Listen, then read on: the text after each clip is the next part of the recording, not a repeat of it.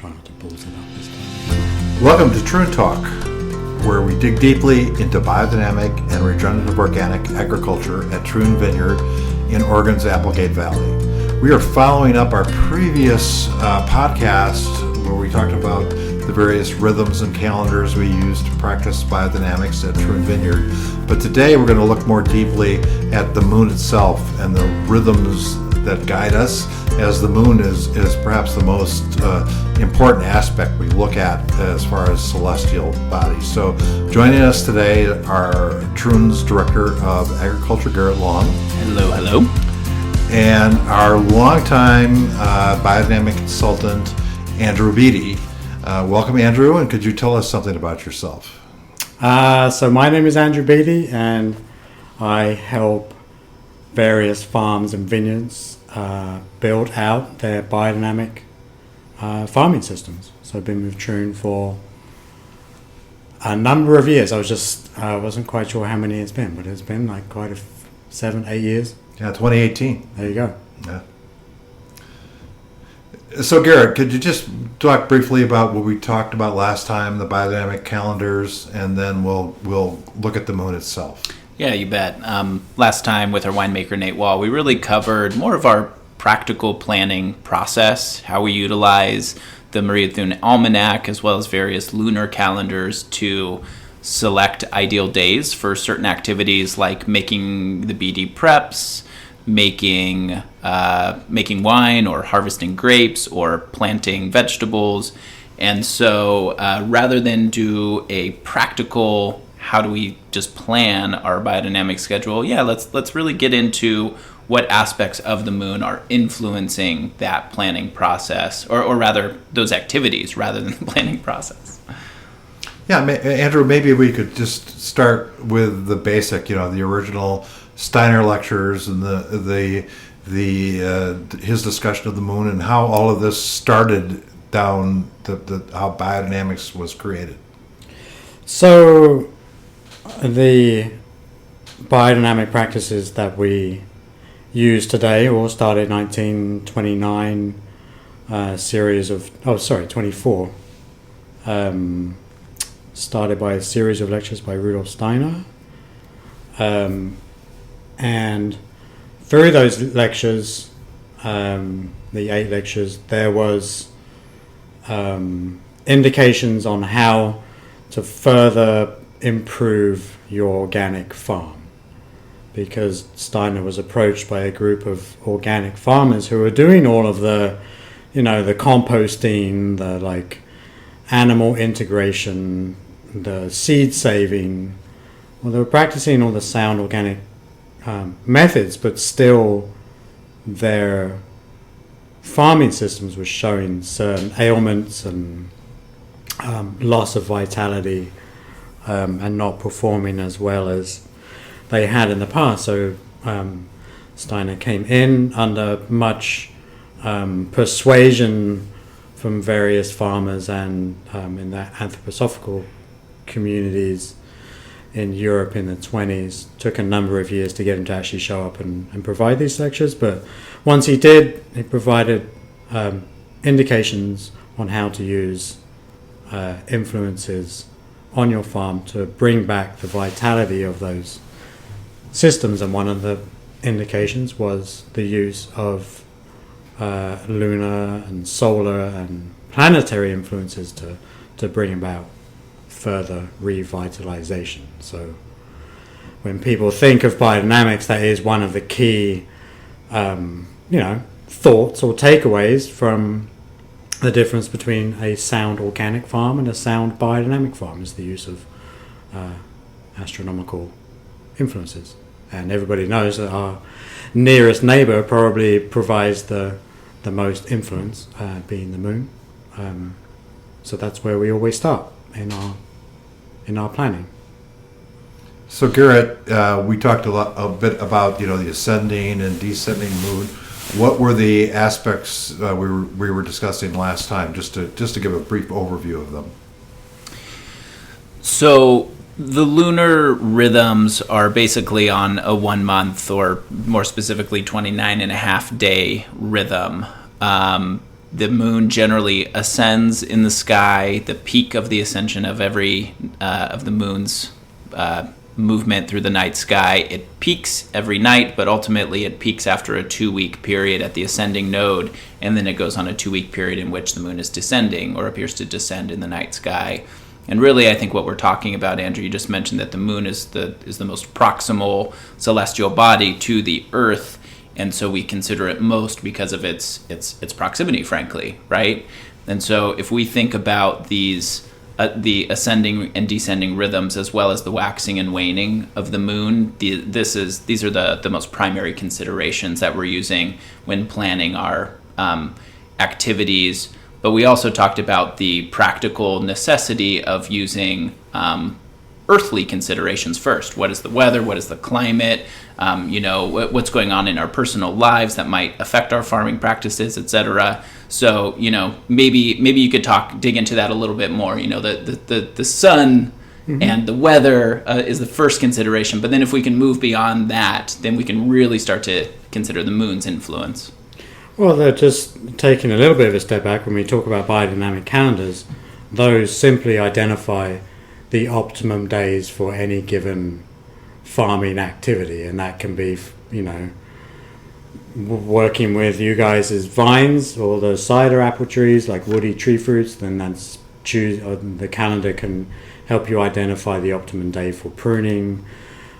Working in your vegetable garden, the calendar can be used to identify the best day for sowing or ground cultivation, or there's many different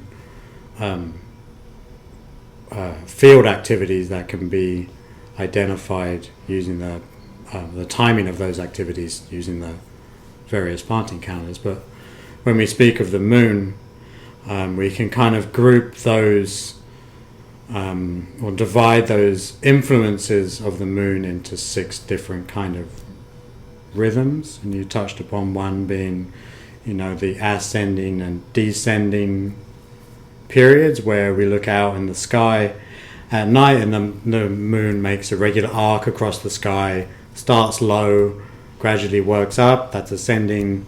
If it's getting slightly lower every day, then that's descending.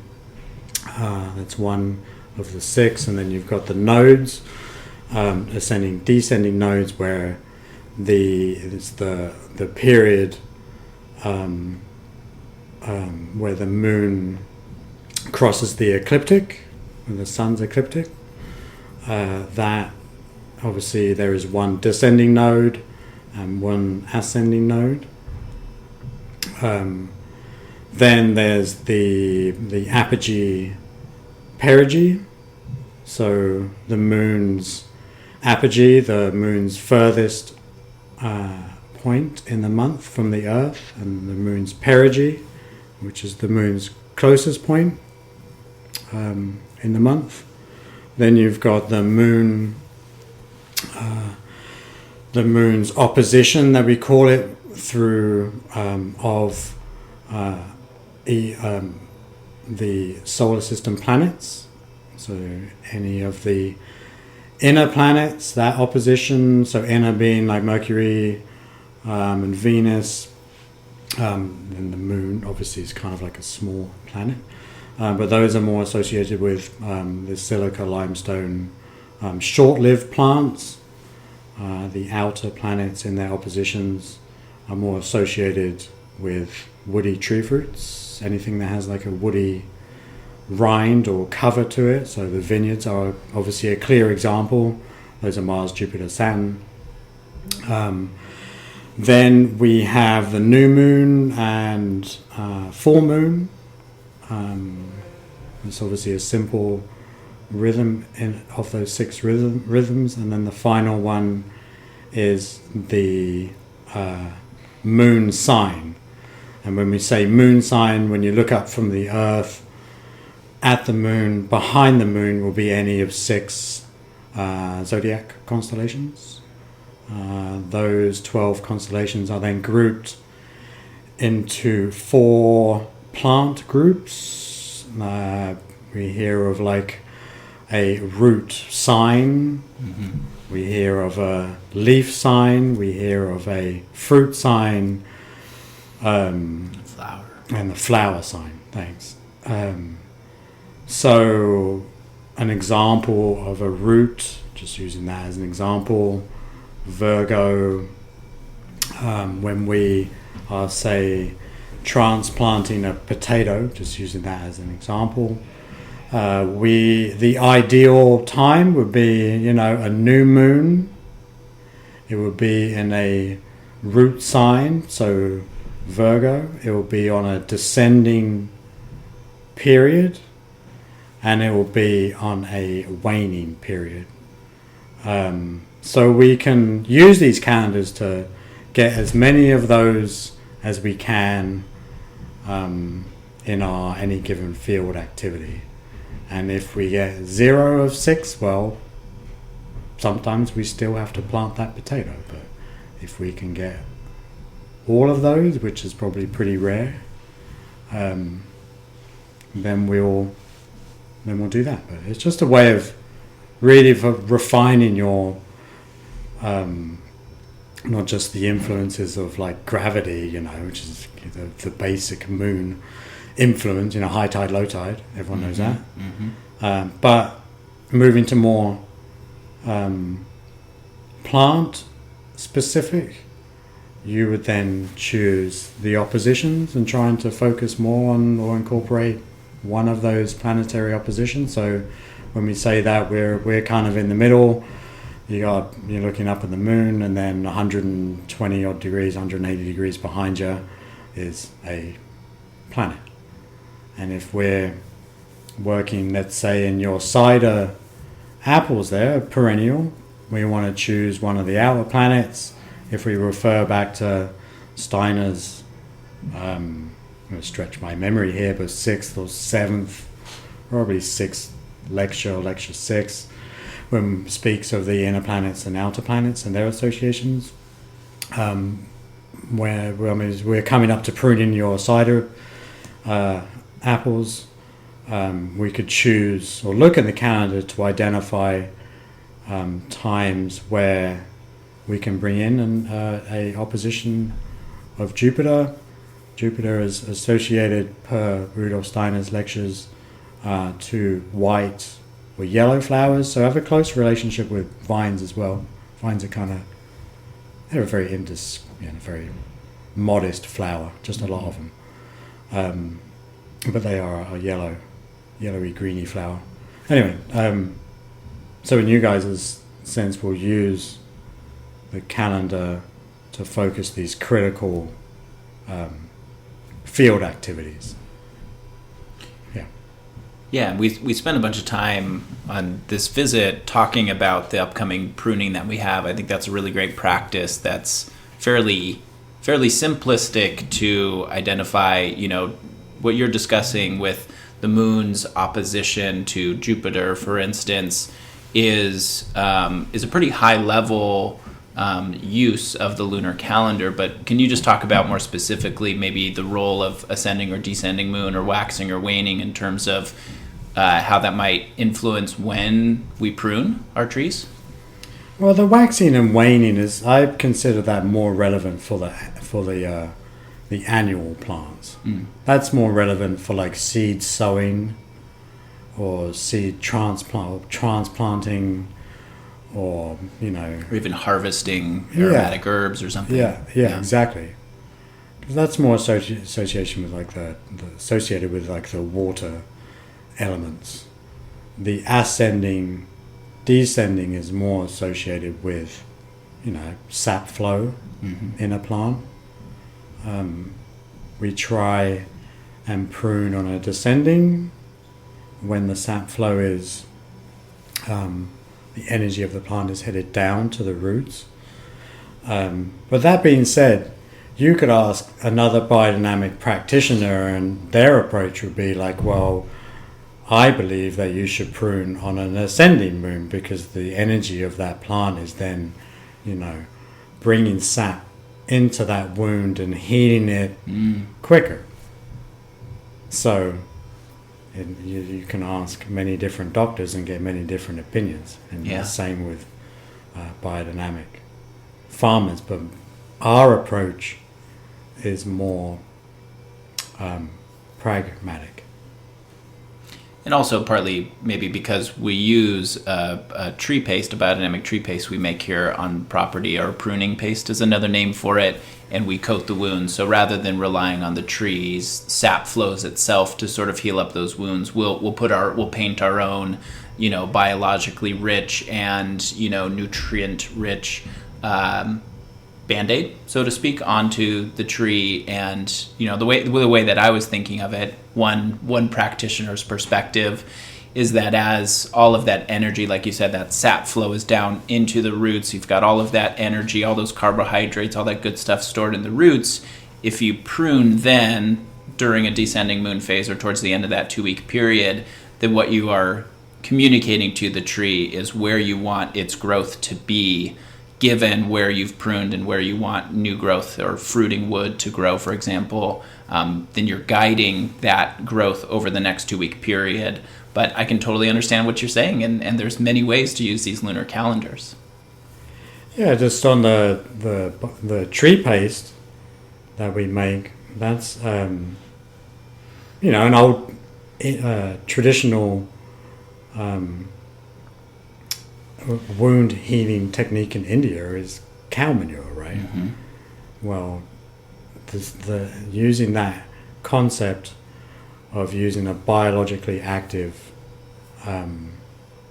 it's almost like an ointment, right? Mm-hmm. That we put on those cuts, just like I use calendula ointment on my, kids if they fall off their skateboard and graze their knee. So you can use these alive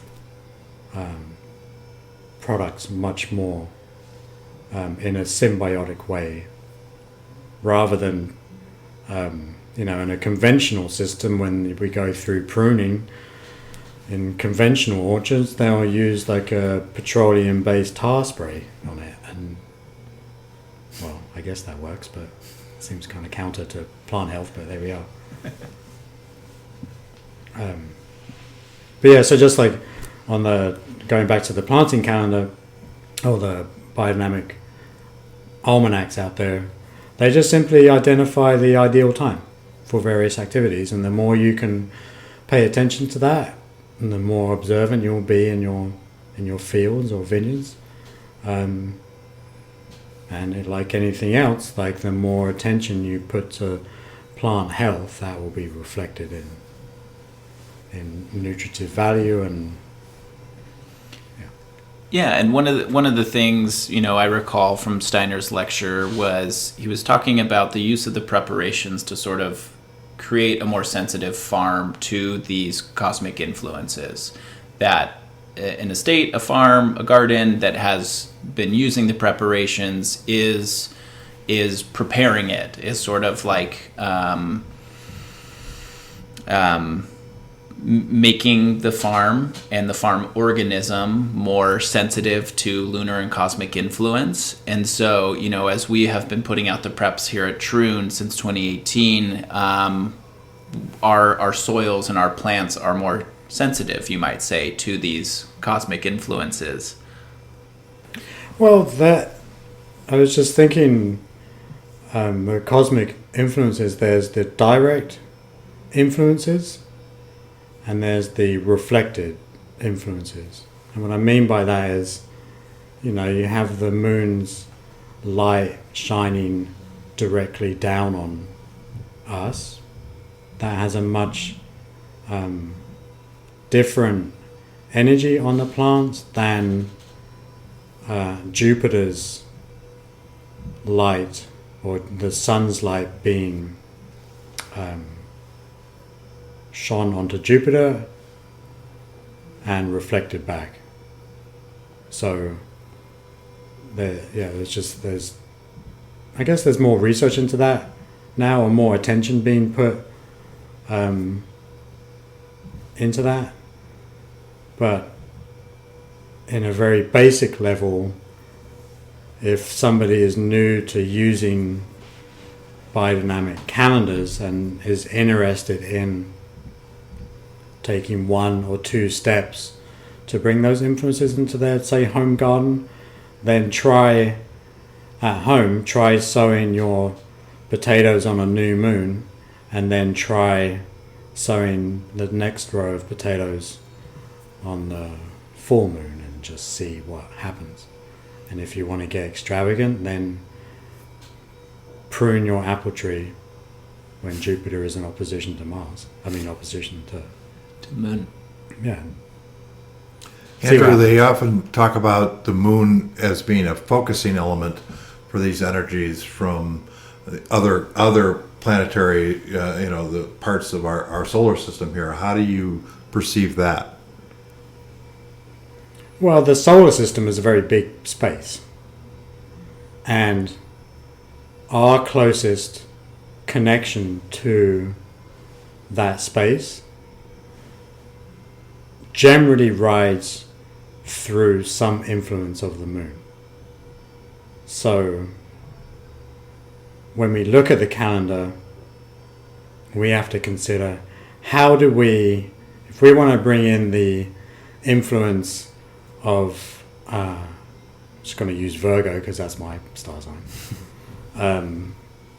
If we want to bring that next level of influences onto our little garden, then the only way we can bring that influence is via the moon, being that magnifier or antenna, so to speak, to those far distant influences. So when, I guess, taking a little bit of a step back again, when we think of influences on our farm or garden beyond us working in the fields, then obviously you have like the diurnal cycle. So in the morning, the moisture flow will be down in the plant, and as the day warms up, that moisture will then go up into the leaves and then come back down.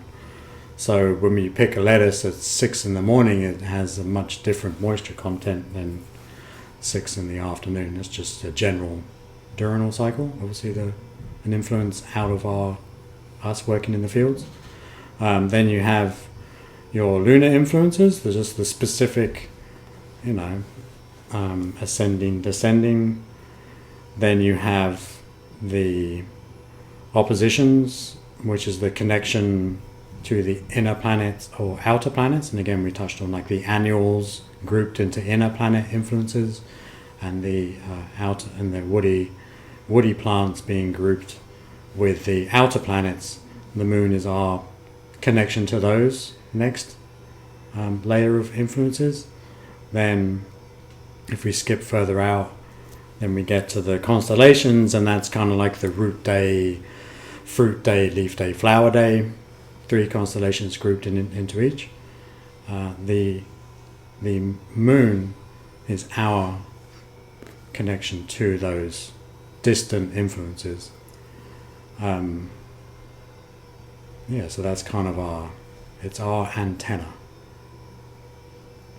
Hey, Garett, you mentioned that with your father in the past, right? With harvesting lumber. Yeah. When my dad worked in forestry, he said that was just a well-known thing that everybody knew, is you don't harvest trees, you don't harvest timber when it's a full moon, because there's sap flow and it makes the wood harder to dry. It makes it rot faster. And we can think about those same qualities in, let's say we want to harvest our garlic to cure it, or our potatoes or something like that.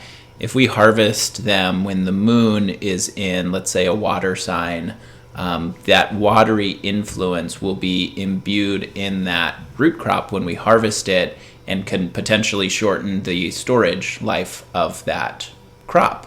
Whereas if we harvest it in more like an air sign or a fire sign, that the likelihood of that crop storing longer will be magnified or accentuated by the moon, right? Absolutely. And if we are using these calendars to identify the optimal time for field activity, we can also use those times to identify the optimum time for harvest quality. And our goal here in everything we do is quality. So if we can use any given calendars out there to identify the optimum day for harvesting grapes for a specific wine style, then the calendar can be a great tool to predict that out into, the summer and the fall. So if we're looking for a light, expressive, lively, open wine to be drunk on a summer afternoon, then we should perhaps consider harvesting them on a fire sign, just and using those influences to inform that decision. And to take it one step further, we can sort of revisit that same crop multiple times and almost in a way stack that influence. What I mean is we can accentuate those qualities, those bright, vivacious qualities by harvesting our grapes on a fire sign, and we can accentuate that tasting, that sensory experience even further by, say, drinking it on a fruit day or something like that. So we oftentimes are thinking of these crops as relating to a particular part of the plant that we care about harvesting. So grapes is easy, right? That's the fruit that we care about most. Most people aren't eating the grape roots, for example. So we think about working with these grape plants always on a fruit day or in a fire when the moon is in a fire sign.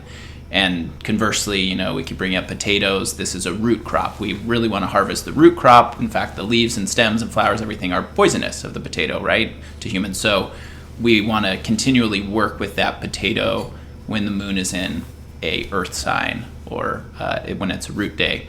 So if we can continually sort of stack these influences and revisit these plants and perform these activities on these particular days, we can accentuate those qualities even further. Well, it's the reinforcing technique, right? And we've spoken about this numerous times over the years, where applying any of the biodynamic preparations once, that's fantastic. Mm-hmm. Do it on repetition over years, well, that's where you get the benefit. Mm-hmm. So if we start off, I'm just going to use potatoes again, but if we start off in any given point of the year and we have to do some cultivation due to weather on a fire sign, well, it's not going to be the end of the world. You can always come back. The good thing about those calendars is they're very predictable. Pretty sure the moon is going to come around in 20, whatever the math is, but 29 and a half days. There you go. So it's a given, right? Pretty sure the apogee is going to be on this day, and that ain't really going to change. Mm-hmm. So we can predict out pretty far in advance. And I know Nate, the winemaker, had asked me a few weeks ago how to predict, not just in an annual term, a seasonal term, but if we want to book our bottling truck to then add a further biodynamic influence to bottle on a specific day or fire sign or any ascending, all the other influences, then how do we predict out to 2025 when he needs to book his bottling truck for the summer because they're in high demand? Mm-hmm. We can get pretty close looking at the historical averages, I guess. But his question was, is there an app for that? And sadly, there is not an app for that yet. But it's just like trying to identify, trying to predict out over multiple seasons for the sake of bringing that final influence into you guys' biodynamic wine, and that is when it is put through the bottling truck into a bottle. Yeah, if there's any listeners out there working on an app or aware of an app, we'd love to hear about it. Yeah, because I was like, I'm afraid I haven't heard of that. So we always, we're talking about biodynamics. We tend to start everything in the 1920s, but all of these rhythms are in fact ancient wisdom, right? I mean, this is what farmers used before there were actual calendars and so forth, and we're just following that tradition. Yeah, these are ancient traditions, going back eons, where we got lost there for a time, and in some respects still currently, we lost touch of how to really observe your system, and solely relied or turned our attention to inputs, right? And that primarily is from the end of the First World War, is what to do with all these excess industries and materials. And where Steiner really came in was not just pulling these things out of like thin air, because like that's not really going to be a benefit to anybody. It was taking the ancient practices that had only been lost not for really that long. I mean, only, let's say, in the industrial age, for those like 50 odd years, something like that. So in the the process of the historical humanity's history, like it's really not that long, but we see, well, those original farmers that requested his input saw in a very short amount of time that in one generation or two generations, if you stop observing your farm and you rely purely on inputs, whether they are sound organic inputs or not, your general vitality of your farm may indeed decrease. So what we're trying to do, and using Steiner's indications, is not just take those initial indications and calling it quits. We have to take those indications and further build out, and that has been done a lot in the last, it's 100 years, right? Mm-hmm. This is the 100th anniversary of those lectures, and I guess technically it'll be in June, first part of June. Mm-hmm. But I feel that we are only just scratching the surface, and we really can't think that we know it all when it comes to those off-planet influences. They may be, small, and the influence of Virgo might quite clearly be of a lesser degree to how close the moon is to us in apogee and perigee, but does that make it any less insignificant to consider in growing a plant? Well, I don't really think so. Why not? Why not pay attention to all of it? And if you get one of them right, well, that's better than zero. It's not as good as 6, but yeah. You can sense my pragmatism here, I'm sure. Well, it's interesting, because that kind of leads into a topic we briefly discussed last time, is that science and biodynamics seem to be coming closer together all the time. There's recent studies from a university in Italy where they focus on the actual reflected light and the rhythm of that light through the season having a very measurable impact on plants. American astronomers have discovered, the moon has this tail that once a month passes over the Earth. That there's all of these things that science is discovering that actually seems to enhance the idea that the moon has an impact that we don't completely understand. Well, there's much we don't understand. I mean, to put it bluntly. On a slight tangent, but still perhaps relevant to that, my homeopathic doctor sends out this little newsletter every week, and he was talking how scientists just discovered that there is indeed some kind of almost another organ just beneath the skin, and that acts as a sensory,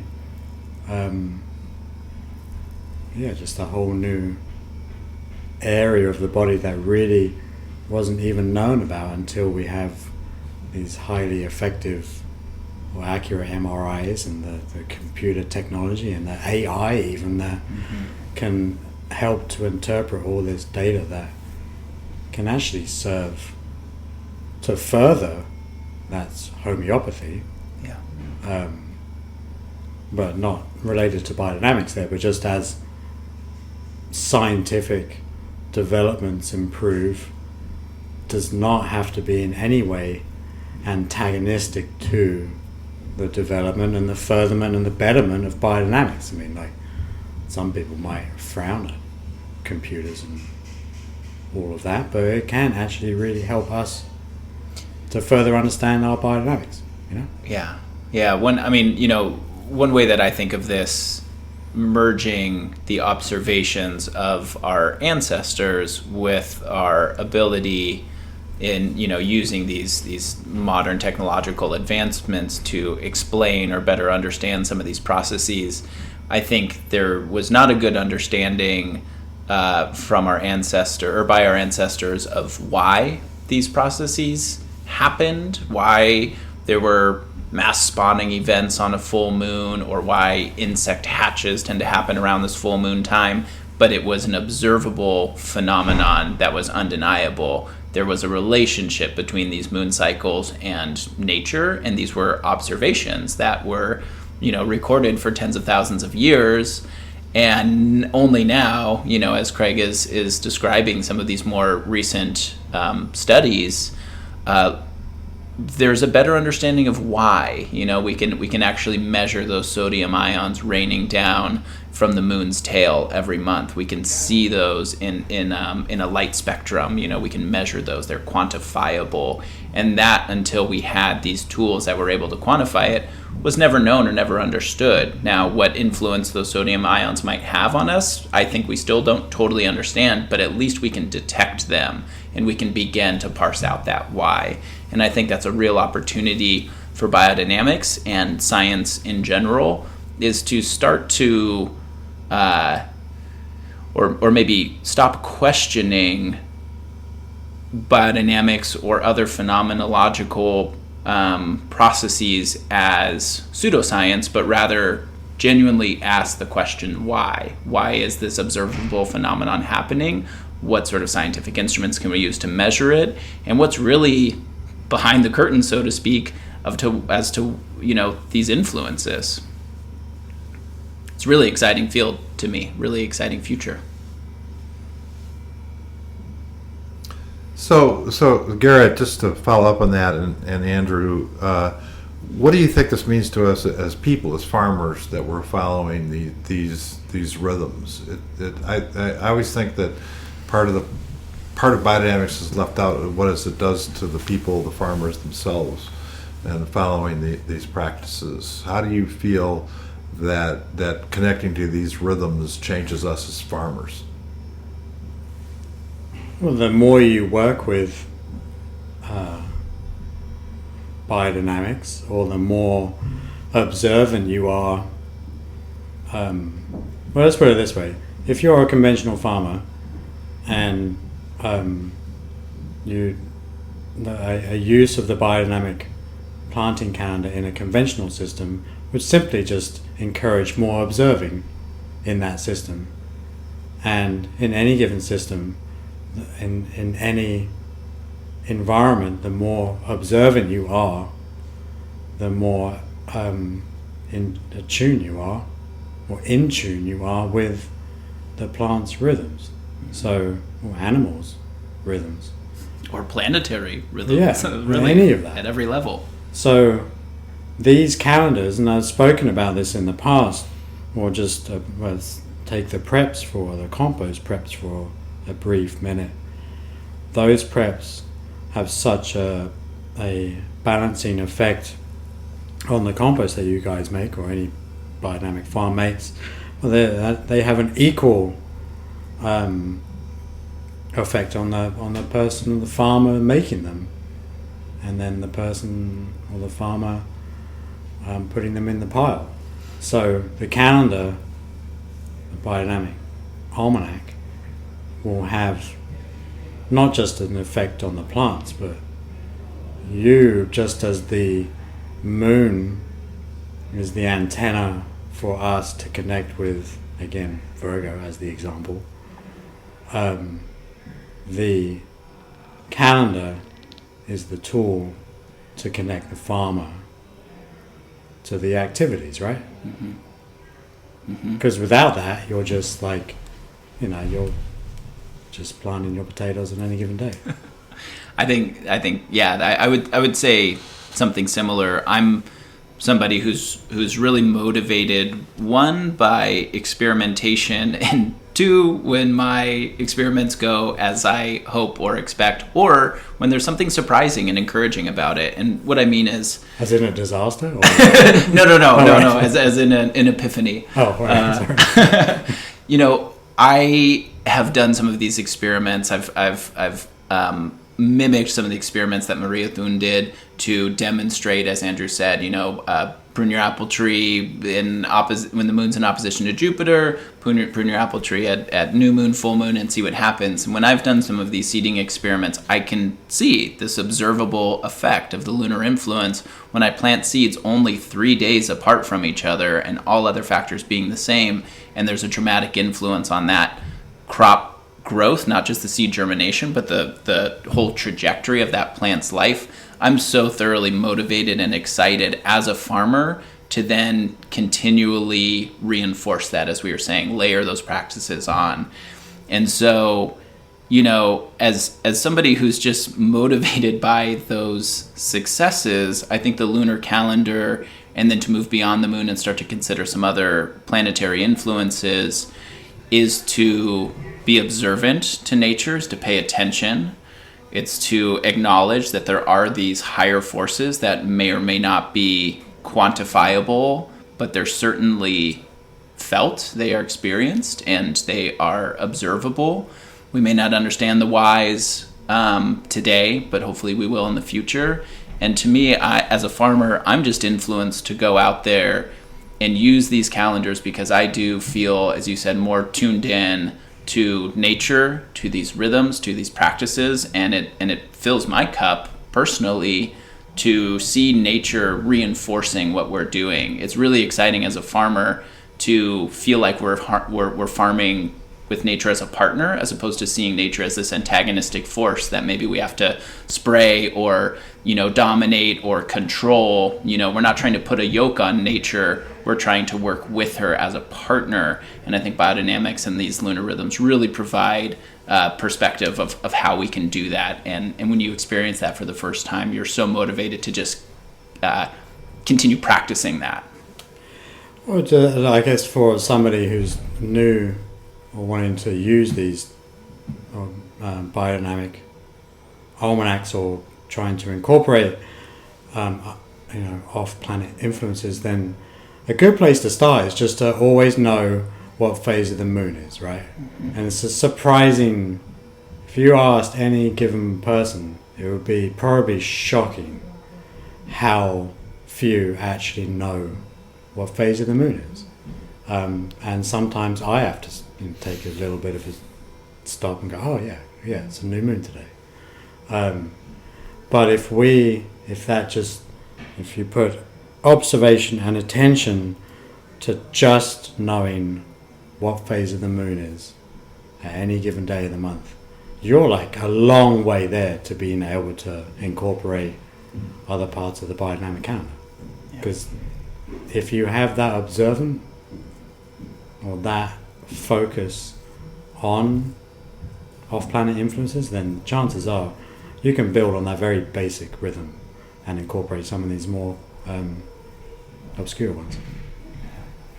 Because everybody should know what phase of the moon is, regardless of what your profession is. Another way to put it is maybe everyone should look up at the night sky a little more often. Yeah, why not? Why not just take a minute?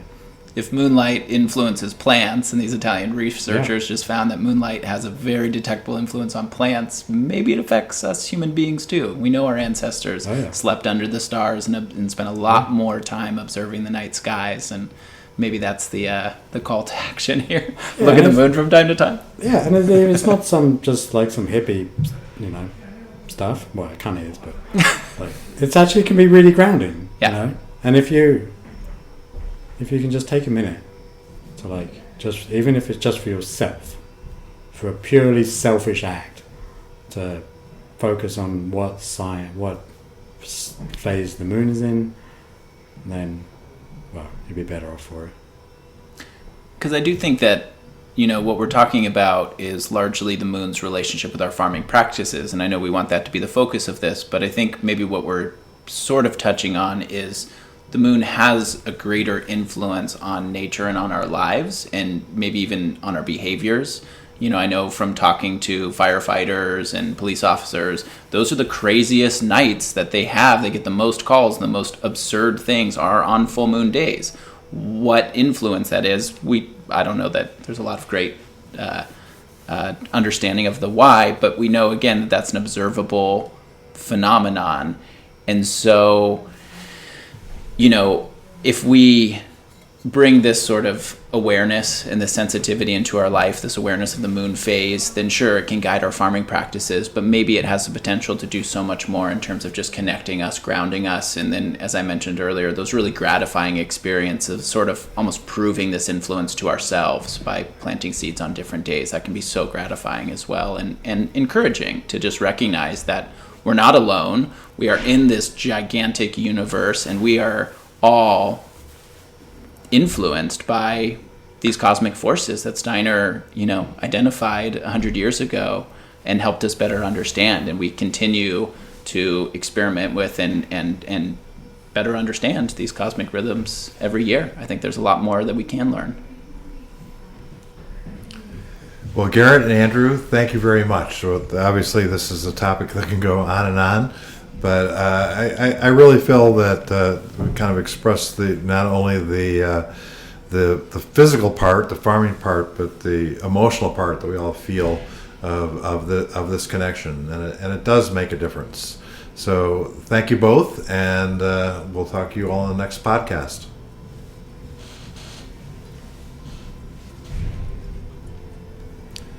We are happy to share this podcast from Troon Vineyard, a Demeter Biodynamic and Regenerative Organic certified winery in Oregon's Applegate Valley. We farm like the world depends on it by growing produce in our gardens and naturally crafting authentic wines. We will be sharing these in-depth podcasts several times a month. To learn more, I encourage you to visit our website at troonvineyard.com and those of the Regenerative Organic Alliance at regenorganic.org and Demeter Biodynamics at demeter-usa.org. Thanks for sharing our voyage to regenerative agriculture with us.